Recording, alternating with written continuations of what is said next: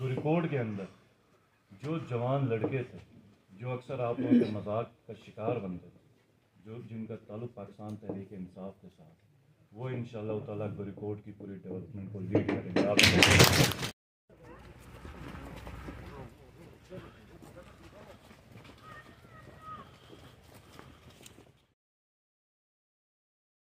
یہ بھی کہنا چاہوں گا کہ جو ہمیں حکومت ملی اس پہ پاور پروجیکٹس کا یہ حال ہے، جو جنریشن ہے ہمارے پاس وہ انسٹال کیپیسٹی 170 میگا واٹ ہے. 100 میگا واٹ کے قریب یا تھوڑی سی زیادہ ہمیں بجلی گرمیوں میں ملتی ہے. سردیوں میں یہ 60 اور 65 میگا واٹ کے قریب آتی ہے. اور سردیوں میں ہی ہماری جو ضرورت اور ڈیمانڈ بجلی کی ہے وہ 475 میگا واٹ ہو جاتی ہے. تو 70 میگا واٹ قریب ہمیں مل رہی ہوتی ہے اور 470 میگا واٹ پورے گلگت بلتستان میں ڈیمانڈ ہے اور 70 میگا واٹ اس میں پروڈیوس ہے. تو اسی وجہ سے 20 گھنٹے کی لوڈ شیڈنگ. پورے گلگت بلتستان میں 74 نرسز کی پوسٹیں، 46 میں اپوائنٹمنٹ. ایجوکیشن میں 2004 کے آپ لوگوں کے PC4 اسی طرح پڑے ہوئے ہیں، ٹیچرز اساتذہ کے اپروو نہیں ہے. اور پچھلی 2 حکومتوں میں نوکریوں کے بہانے 470 اور رننگ کے ملازمین کو پکا کیا گیا. کنٹینجنٹ ملازمین کا ایک ایکٹ لایا گیا اور طرح کے ملازمین کی ایک بھرمار کر دی گئی. اور جب کریشن میں کہیں ان کو 1000 سیٹیں ملتی تھیں تو اس میں سے 700 یہ گریڈ 1 کریٹ کرتے. ہمیں ملتا تھا وہ 32 ارب روپے، اس میں سے 28 ارب روپے سیلریز میں جاتے تھے. 4 ارب روپے پورے سال میں ہم نے صوبہ چلانا ہے، جس میں ہر آفس، ہر ادارے کا POL مینٹیننس، آپ کے روڈز، آپ کی گاڑیاں، جو ریکرنٹ بجٹ میں آتا ہے اس میں آپ کے تقریباً DG سیٹس چلتے ہیں جب لوڈ شیڈنگ ہوتی ہے بڑے شہروں میں. یہ اس حالات میں ہمیں صبح میں ڈیولپمنٹ پیکج لے کے جو کہ گلگت بلتستان کی تاریخ کا پہلا، اور وہ انشاءاللہ تعالی ہم ایگزیکیوٹ بھی کریں گے اور گلگت بلتستان کے جو درینہ مسائل ان کا بھی حل کریں گے.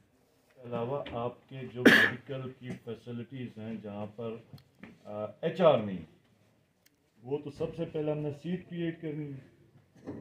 پھر دوسری چیز جو ہم نے کرنی ہے وہاں پر آپ کے ڈاکٹرز کی اپوائنٹمنٹ، کیونکہ اس علاقے میں ڈاکٹر کا آنا اور ملازمت کرنا بھی بہت بڑا مسئلہ ہے اور لوگ اتنے پسماندہ علاقوں میں آنا پسند نہیں کرتے، جس کے لیے ہمیں ایک انفراسٹرکچر بنانے کی ضرورت ہوگی. ان کے رہائش کے لیے سہولیات دینی ہوگی، ان کا پے اسٹرکچر ریوائز کرنا ہوگا اور ان کو اس طرح کے انسینٹیوز دینے ہوں گے کہ وہ آمادہ ہو جائیں اس ایریا میں آ کے جاب کرنے کے لیے اور آپ لوگوں کی صحت کا کی جو دیکھ بھال ہے وہ کرنے کے لیے.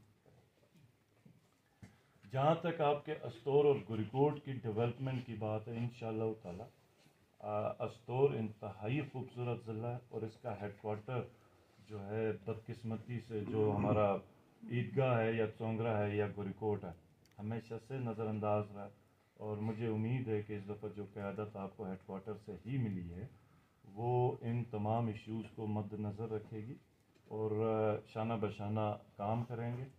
اور ہیڈ کوارٹر کو جس طریقے سے اللہ نے اس ہیڈ کوارٹر کو خوبصورتی عطا کی ہے اسی حساب سے یہ ہیڈ کوارٹر خوبصورت ہو اور ڈیولپڈ ہو اس کا انفراسٹرکچر. لیکن ساتھ ہی ساتھ آپ نے خیال پریشنگ نالے کا بھی رکھنا ہے، آپ نے دویاں درشن کا بھی رکھنا ہے اور آپ نے بونجی اور جتنے بھی آپ کے مضافات ہیں اس ایریا میں ان کی ڈیولپمنٹ کا بھی خاص خیال رکھنا ہے. جو 2 بڑے پروجیکٹس آپ کو پاکستان تحریک انصاف لے کے آ رہی ہے، اب میں سمجھتا ہوں اگر یہ 2 پروجیکٹس ایگزیکیوٹ ہو گئے تو استور ایک انتہائی ترقی کی طرف گامزن ہوگا، بلکہ 1947 سے پہلے جو یہ گزرگاہ تھی وہیں گزرگاہ بن جائے گی.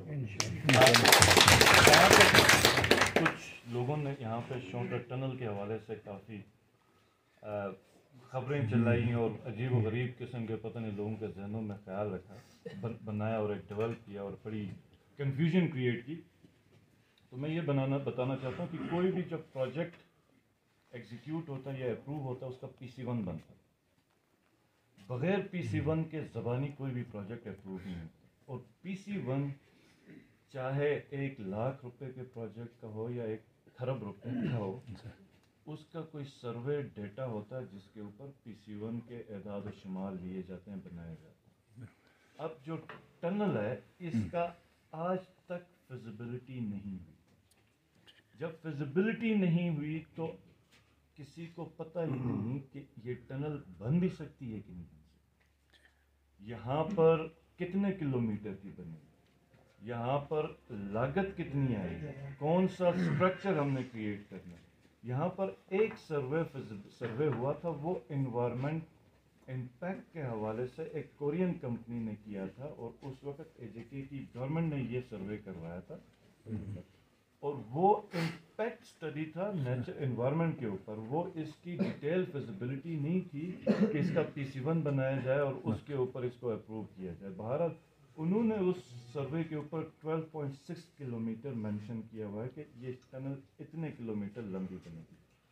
ہم نے جو ہنگامی بنیادوں پہ جو کام کیا ہے وہ ایک بابوسر کی ٹنل کی فیزیبلٹی کے لیے PC2 اور ایک شونٹر ٹنل کے لیے پہلی دفعہ آپ کے PC1 کی بنائے, PC2 بنا جس میں آپ کا ڈیٹیل فیزیبلٹی ہوگی اور اس میں ایک ایک اعداد و شمار آئے گا اور آپ کی پاس ایک ڈاکیومنٹ ہوگا جس کو آپ اپروو کروا سکیں گے کسی بھی فورم سے, اور وہ شونٹر ٹنل کی فنڈنگ آپ ارینج کر سکیں. کیونکہ کوئی بھی فنڈنگ ارینج کرنے کے لیے آپ کے پاس اس کا فائنینشیل ڈاکیومنٹ اور اس کا PC1 تیار ہونا چاہیے. تو وہ جب تیار ہوگا تو ہم انشاءاللہ تعالیٰ پھر اس کو اپروول کے لیے متعلقہ فورم میں بھی لے کے جائیں گے اور پرائم منسٹر صاحب سے بھی ہم اس کی بات کریں گے. اور جہاں تک شونٹر ٹنل کے حوالے سے ہماری کمٹمنٹ تھی, یہ تو اسد عمر صاحب نے اپنی تقریر میں بھی اس چیز کا ذکر کیا. تو پھر بھی مجھے پتہ نہیں کافی دوست جو ہیں فیس بک میں لگے ہوئے تھے کہ اس میں کنفیوژن کریٹ کی جائے. اور اس میں بڑی آپ کو زبردست جو سوال بنتا ہے وہ یہ بنتا ہے, جب کسی پروجیکٹ کا PC1 بنا ہی نہیں تو اس کی خبریں اور اس کے اعداد و شمار پچھلی حکومت کیسے دے سکتی ہے؟ جب آپ کو پتہ ہی نہیں ہے یہ کتنے ارب کا پروجیکٹ ہے تو آپ کیسے بتا سکتے تھے؟ اور یہاں تک بھی خبریں آئیں, تقاریر ہوئی منسٹرز کی کہ ہم نے پتہ نہیں کتنے ارب روپے ہم نے مختص کیے ہیں. مختص چھوڑیں, مجھے وہ اپروول دکھا دیں جہاں پر وہ اپروو ہوا تھا. اپروول بھی چھوڑ, ہمیں وہ PC1 دے دیں شونٹر کا, ہم یا PSDP جون میں آ رہی اس میں شامل کروائیں گے, ٹائم بچے گا. تو یہ ہوتی ہے جھوٹوں کی سیاست. اور یہ میں کہہ رہا ہوں نا کہ شیخ چلی کے نعرے اور شیخ چلی کے منصوبے. تو یہ حکومت آپ کی انشاءاللہ تعالی ایک عملی کام کر رہی ہے, عملی جو اقدامات ہیں وہ اٹھا رہی. اس میں آپ کے خالی آپ کا گوریکوٹ کا ہاسپٹل نہیں, ہر ضلع کی جہاں پر ہیلتھ فیسلٹی ہے. یہ ابھی ہم واپس میں 16 کو اسلام آباد انشاءاللہ تعالی جا رہا ہوں, تو اس پہ ہم جو فائنانس ڈپارٹمنٹ کے ساتھ بیٹھ رہے ہیں وہ صرف اور صرف PC4 کی سیٹس پہ بیٹھ رہے ہیں. اب مجھے دیکھیں یہاں پر مجھے پتہ ہے غربت بہت زیادہ ہے, میری اپنی بھی بڑی خواہش ہے سب لوگوں کو روزگار ملے, لیکن وہ سب سے جو پریورٹی ہے, سب سے پہلے میرے اسکول چلیں, میرے ہاسپٹل چلیں, میرے کالجز چلیں, پھر اس کے بعد باقیوں کی بھی ملازمت ہے. ہم کسی کے خلاف نہیں ہیں. پاور اسٹیشن میرے اپنے گاؤں میں رٹو پاور اسٹیشن میں جو پاور اسٹیشن 10 ملازمین سے چلتا تھا آج وہاں پہ 70 ملازمین, ایک ملازم کی 3 ہفتے بعد ڈیوٹی آ رہی. اور اس وقت کی حکومت نے آنکھیں بند کر کے پکڑا. یہ اس طریقے سے حکومت اور معاشرہ نہیں بنتا. معاشرہ اسی طرح بنتا ہے کہ بھائی اس پاور اسٹیشن میں 10 بندے تھے, 10 جہاں پر اور کمی آپ وہاں پہ لگیں. ایک سکول میں 70 ٹیچر لگاتے ہو, دوسرے سکول میں 5 ٹیچر بھی نہیں ہیں, کس طرح یہ نظام چلے گا؟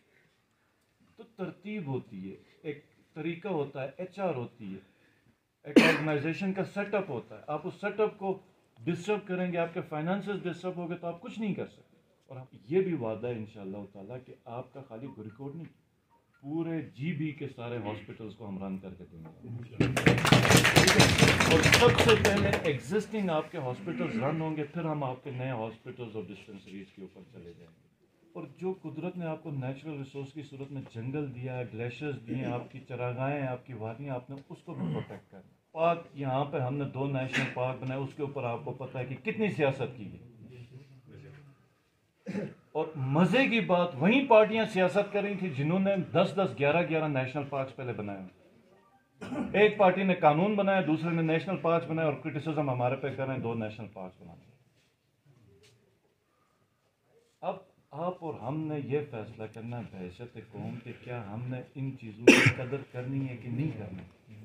کیا اس چیز کی یہ جو نیچرل ریسورسز ہیں ان کی کوئی قدر و قیمت ہماری نظر میں ہے کہ نہیں ہے. ٹھیک ہے، ہمیں مشکل فیصلے کرنے پڑیں گے.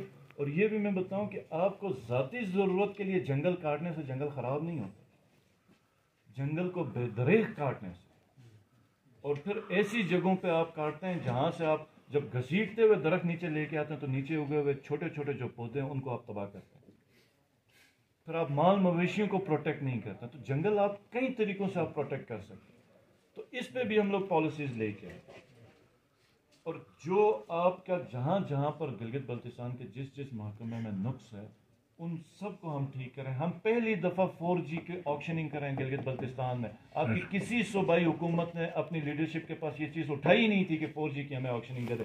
یہاں سے اور ہم نے جب پہلی دفعہ بات کی تو میں پھر کہیں کہوں گا کہ آفرین ہے پرائم منسٹر صاحب. اور ہم بہت خوش قسمت ہیں گلگت بلتستان والے کہ ہمیں پرائم منسٹر عمران خان کی شکل میں قیادت ملی ہے کہ انہوں نے ہم نے صرف ایک جملہ بولا، انہوں نے کہا تم صحیح کہہ رہے ہو، یہ تمہیں ملنا چاہیے. ادھر آرڈرز نکالے، ایک ایک آرڈر کو انہوں نے خود فالو کیا اور ہمیں یہ ڈائریکٹیوز نکال کے دے دیے کہ 4G کی آکشننگ ہے. اور جس میں یہ پورا ڈیولپمنٹ پیکیج دیا آپ نے ہمیشہ اس کو اس کی پارٹی کو ہر فیصلے پہ سپورٹ کرنی ہے. اور آج یہ بھی میں بتاؤں کہ انشاءاللہ تعالی گوریکوڈ کے اندر جو جوان لڑکے تھے جو اکثر آپ لوگوں کے مذاق کا شکار بنتے تھے، جن کا تعلق پاکستان تحریک انصاف کے ساتھ، وہ انشاءاللہ تعالی گوریکوڈ کی پوری ڈیولپمنٹ کو لیڈ کریں گے. آپ